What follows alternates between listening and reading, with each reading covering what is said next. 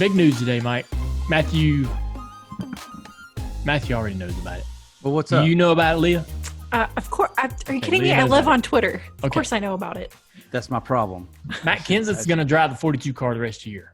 Oh, Yeah. wow. Yeah, it's I pretty didn't cool. see that one coming, did You we? didn't see that coming. No, you No, didn't all right. either. I did. Who Tom. did? I did too. Nobody did. Really? Of course.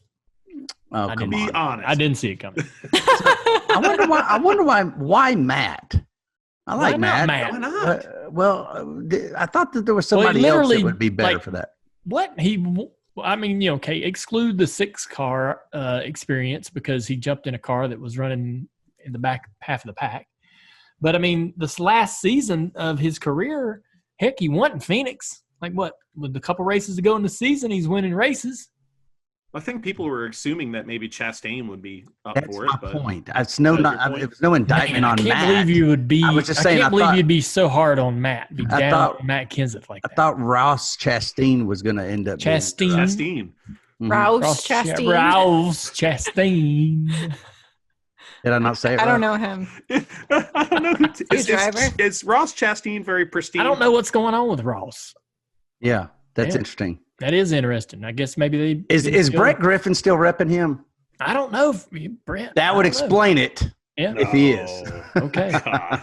Oh, Playing. jeez. By the way, nice Brett's sitting jab here at on- Brett the other day. Brett's sitting here trying to tee us up on rumors on. The one on GroupMe. Tweeter.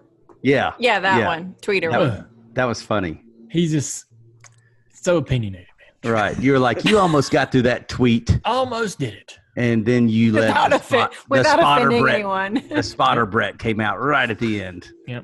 We We'll had get to Matt. it's good. That is what it is. Matt Kenseth's going to the 42 car. They're going to finish out the season, and that should be great to see what Matt can do. Really good race team, and I bet Matt's pretty excited. Can't lie, man. I did dream about the opportunity of driving that car. What? Well, of course, if you're not a race car driver and you don't have any competitive blood flowing through your veins, No, if stop. whenever a That's- car opens up, I don't care who it is or what situation it is, if you don't think about driving or what it'd be like to drive it. And I certainly did that. Mm. Really? Of course. I could even there's more to the story than you'd even know. But There has to be, because of what we know. That does seem surprising, and so there's no way that we would have just naturally thought you would be dreaming about getting into a car. yeah, well, But there you was go. You dreamed. yeah, I dreamed guess- about it. I bet Amy didn't have that dream, did she? She did not like that dream at all. And I gotta feel like I got a defender on this, and then we'll move on because it's not about this ain't about me. It's about Matt going in the 42. But when Amy says, "I don't want you to run, I don't want you to race," it's because she doesn't want to go through the injury and the rehab stuff, right? And she 100%. feels And I know.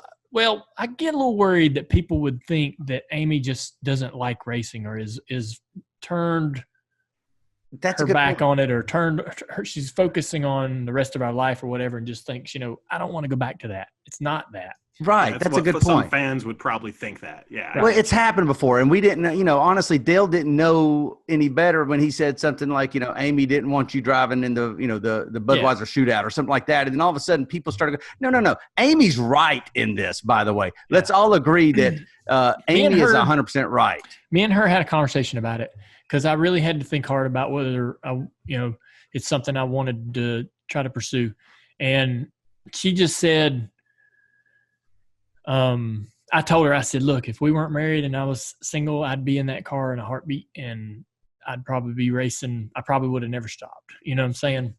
And that's to say that I would not preserve myself or, take care of myself or have any reason to take care of myself for Isla and our new daughter coming down the road to be a part of their lives 10, 15, 20 years from now when they're going through some key moments where they're going to need their dad and they're going to need their dad, 100%.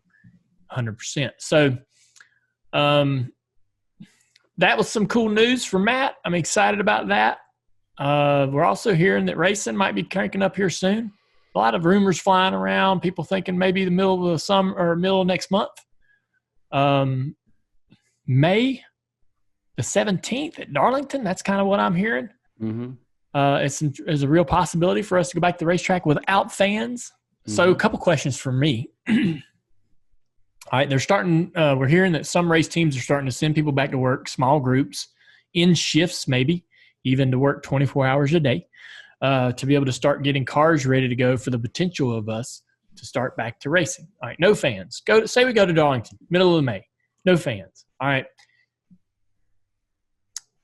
I don't believe that they can choreograph that as well as they hope. And I know that they don't have the answers today. I know that they're still trying to figure out what, and might be the devil's advocate or whoever wants to chime in to straighten me up, because I'm sure I'm not thinking straight. But all right, they're going to go back to racing, but how are they going to keep people away? People aren't going to not come. People aren't going to show up. And I know they're going to just probably turn them away at the gate, but they're still going. There's that buddy, and this guy's got a friend, and you can get on this list and you can get in. And before you know it, it's not just officials and race teams and drivers. It's not just the bare minimum.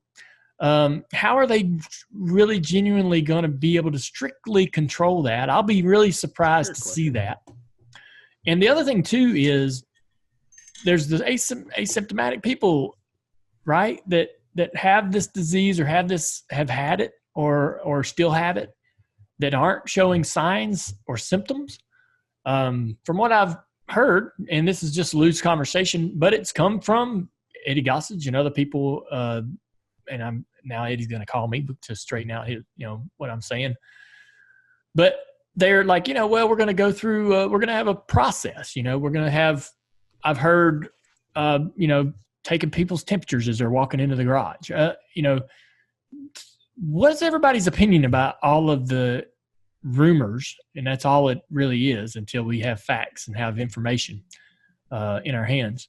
But what's y'all's feeling about how this is all coming back and how is it going to be managed? Does it bring questions up in your mind? Does it bring doubt? And what's your confidence in, if you go back to the racetrack, right? And if we go back in Darlington in May, Mike, and they're like, Mike, you're part of the program. Think about it like that. Like if you're going to have to put yourself in that position and be there. What's your feelings about that? Okay. We'll tackle the second one then first. The second one being, I tried to ball it up into one. Right. Well, the first one I don't think is difficult. The second one is difficult. The second one is, how do you protect people even with no fans? And they're going to go through all the bells and whistles of wearing masks. I think having crews that are very limited. I mean, are we even going to have pit stops? Maybe. I mean, like, who knows? I've heard a bunch of rumors. Like, basically, PR people, no spouses, no girlfriends and boyfriends, and all this other stuff. Just going to be straight up the necessary people. Keep it as limited as possible. Now, the question that you asked though is still there. How do you keep them from spreading the virus, especially if you're asymptomatic? Do you want to know what I think? Yeah. I think you can't. I don't. And what's more, I think if people were, and this isn't really NASCAR, this is just our politicians. I don't think they're trying to keep everybody from having it, frankly. I think they have sort of picked their heel in which they are going to fight on, and that is, we got to get the economy back on. They flattened the curve. This whole thing had to do with hospital beds, right? It wasn't to keep people from getting the virus. I got you. It was keeping the healthcare system from being overwhelmed. And I believe they're banking on the fact that, one, the curve has been flattened. And so now you have hospital beds that are freed up and nobody's at capacity, I believe. I'm not speaking on complete factual stuff. I mean, I think that's where we're at. And so they're also banking on the summer months being, less transmissive as a virus in itself, and therefore getting the races in and then doing the smart things. But to say, if anybody comes out and says we're doing things that are going to prevent anyone from getting the virus, that would be a falsehood. because that's not you're doing things to try to lessen the chances of it.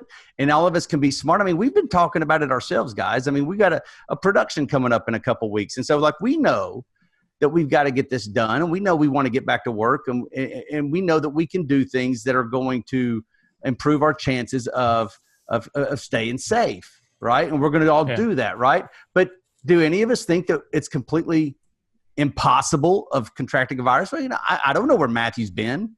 I don't know how many barbecues he's had in the past, week or two with his neighbors and stuff. No, but I'm kidding about that. But I'm saying, I think it's all up to us, though. Like, you're talking about people, sure. And frankly, there's still a lot that we don't know about the virus. So all that to be said, Dale, I think that it's a fair question. But to say that the virus can't make its rounds, even in a reduced state in which we're doing, no, of course it can. But I think the hope is that the healthcare system can handle it if it happens. Yeah. How come, though, I feel this sort of concern and worry about going back to the racetrack and putting myself in a dangerous situation, whereas, that's always been there. That's always been the case with flu season and other scenarios.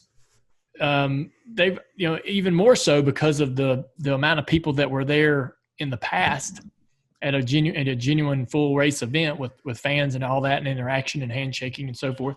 But now we're going into a more controlled atmosphere, way more stripped down acoustic version of a NASCAR weekend. Literally, if this could happen in one single afternoon without fans.